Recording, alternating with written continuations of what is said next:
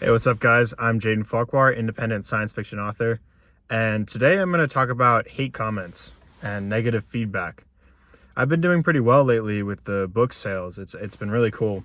I've been advertising more and seeing some results from that, and especially from Kindle Unlimited. That's been great. I've been seeing a lot of page reads lately, more than I usually get. But with that additional exposure, of course, comes you'll meet all sorts of readers, and it comes with good and bad, right? You'll meet people, you'll encounter people who love the book or who hated the book. It's just what naturally happens with more exposure. And one particular review inspired me to make this video. Basically, this person accused me of using AI to write my book, and they left a low rating on Rocky Frontier, saying that. And yeah, I really didn't appreciate that. I mean, here's the thing about it, right? I've gotten people who've liked the book a lot, or people who've said it was decent, or people who've disliked it. It's been, all sides of that. And actually, one of the reviews that was most memorable to me was someone who didn't quite like my book. Like, it didn't quite click for them, but she wrote a very long, like the longest review I've ever gotten. And it basically was kind of like an essay talking about what she liked and she didn't like about the characters, the settings, the plot. There were parts of it she actually saw a lot of potential or really liked, and other parts that didn't quite click for her. And ultimately, she said it wasn't the type of book that she likes. However, she wished me the best of luck with, my endeavors as a writer.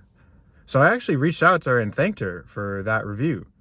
Because even though, it wasn't, it was like a 3-star review, it's not, that's not necessarily helping my bottom line in a strict sense. Like, of course, the higher reviews help me out the most, but it's like, I just, it's not really about that. At the end of the day, she disliked my book for valid reasons, and she shared that in a very like well articulated way, in a very in a like a reasonable adult way, where she explained like her thought process behind the book. And I thought that was pretty cool. And at the time, especially since I was an early review, like, I hadn't heard a lot of feedback from readers, so I was just happy to be hearing from somebody. So I don't actually mind when people dislike my book. I've had people who really loved my book and they reached out and told me, and I'm like, that's awesome. That's the best feeling in the world. But I've also had people who were either thought it was just decent, or people who didn't like it. I've had, you'll get the whole spectrum. It's something I'm realizing as an author. It doesn't matter how good or bad your book is. Art is subjective.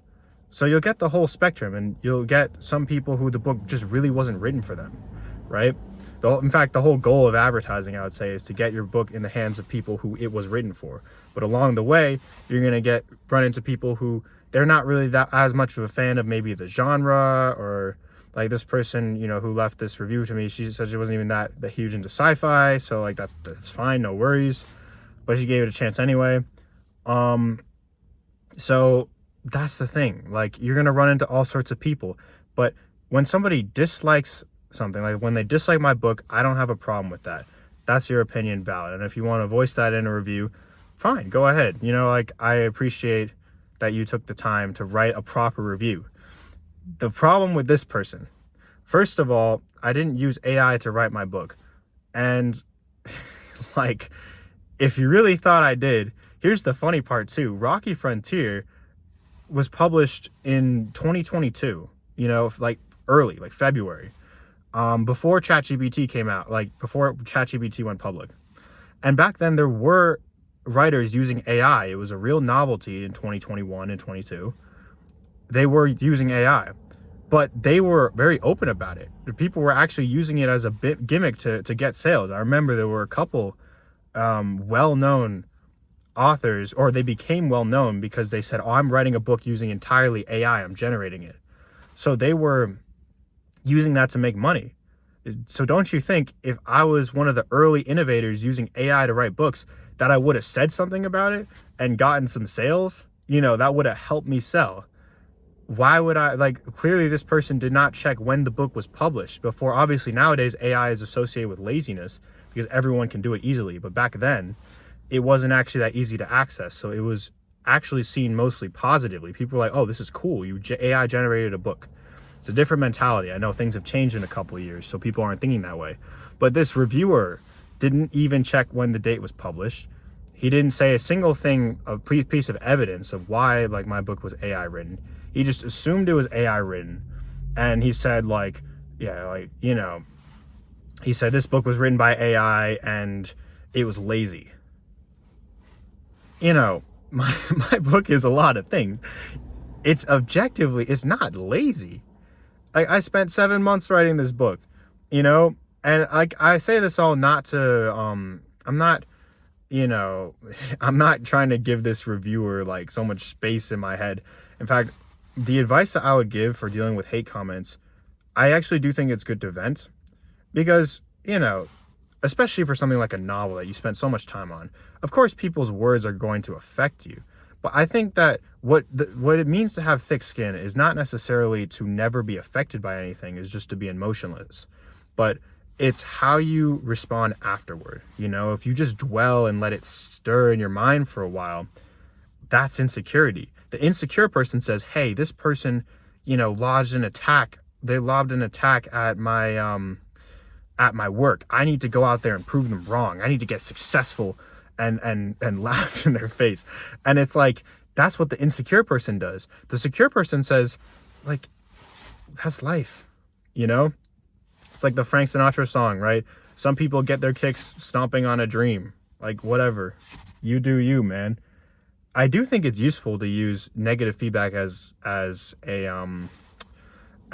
motivation, right? For example, very early on, I got my first negative review, and that actually inspired me to reach out to all my readers and on my social media platforms and everywhere and tell people, like, hey, if you read my book and you haven't left a review yet, like, please leave a review.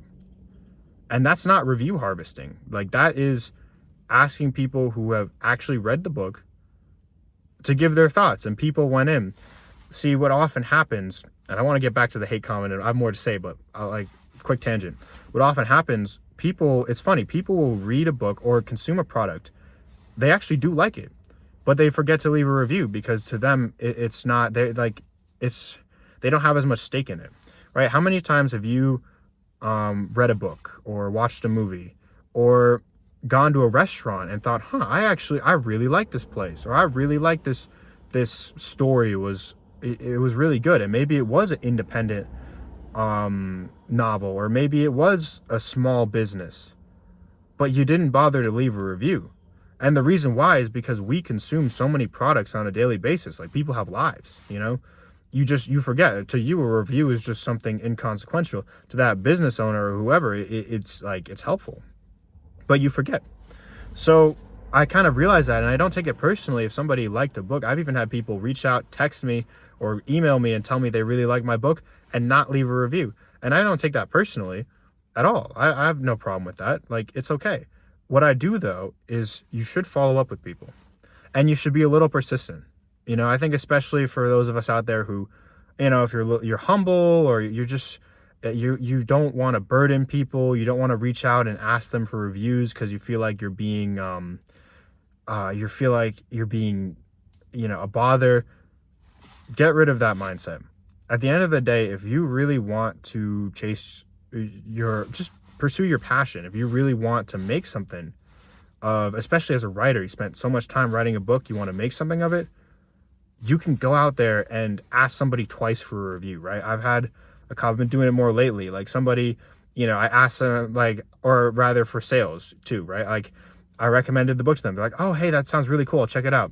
3 weeks later, I'm running a sale. I reach back out to them. Hey, like, you know, my book is on sale. Just want to let you know. So somebody I never talked to before. Like, oh, thank you for letting me know that. People will often thank you for reminding them. It's not that they didn't want to leave a review. Oftentimes, it's just that they forgot, or maybe they set a to-do list to do it later and they never got to it. You know, sometimes people will read your book, like the people have read my book, they really liked it, they didn't say anything in the reviews, but the haters will move in full force. because they'll just drop a hate comment and not think about it. So it's your job to go reach out to the people who actually like your book and get them to review it. It's not review harvesting. It's actually giving a more accurate picture of what people really think about your book, but they didn't bother to say it. And this really comes down to the difference between, like, I'm going back to the hate comments, like someone disliking versus disrespecting your work.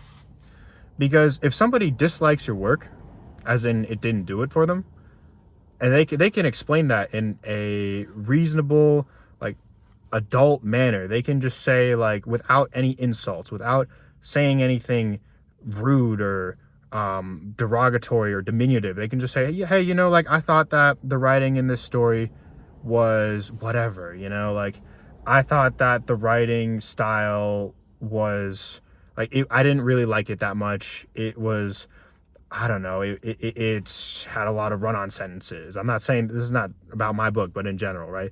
Or it was very, you know, I thought that the character POVs were not that good, or it was just the book spent too much time on this or that.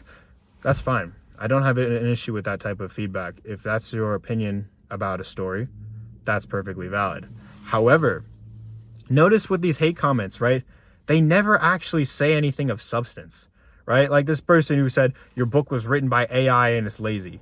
Did he come forward with any evidence that my book was written by AI? Did he point out a passage that seemed fishy or talk about the characters or any way? Did he talk about Larry Atkins or, you know, the SO3 colony or the robots or any of these elements of the story in his review? No.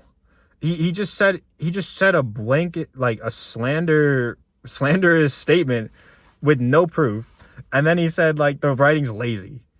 It's just the most non-descriptive, easy, like, adjective to use against it. It's like, oh, it's lazy. Like, in what way? You know, you didn't even elaborate. And you'll notice that with a lot of hate comments. And I think that helps with dealing with hate comments when you realize how unserious they are.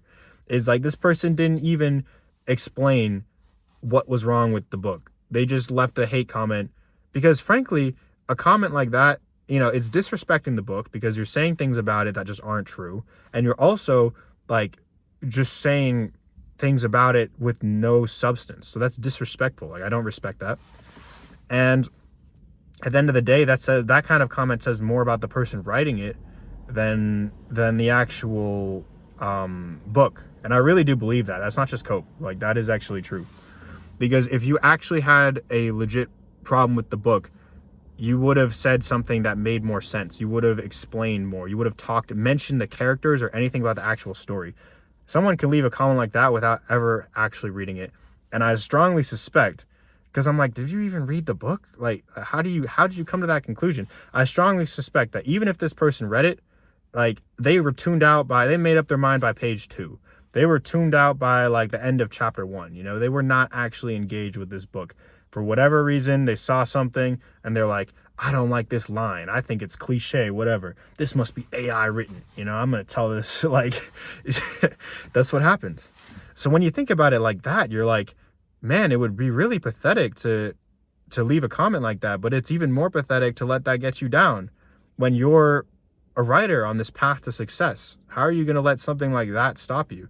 So I do really, like, I think a good strategy is, you know, vent about it, because these kind of things will get to you. And if you don't actually, like, talk to anyone about it, you're just going to bottle up those feelings, and that's not good. That's what leads to insecurity. Be honest about it. And I'll be honest, like, I didn't appreciate the comment. I thought it was, like, it was a very ignorant tone, and I thought it was pretty stupid. But that's okay. Like, I can vent about that, process it, move on, and, like, I'm not really, after this video, I'm not going to think about it anymore. The one thing I will do is, if something is getting you down, take an actionable step to fix it. And what I'm going to do is, like, that's motivation to reach out to more readers.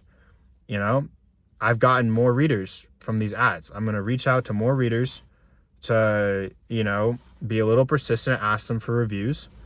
And by doing that, I can get more reviews from people who the book was actually made for.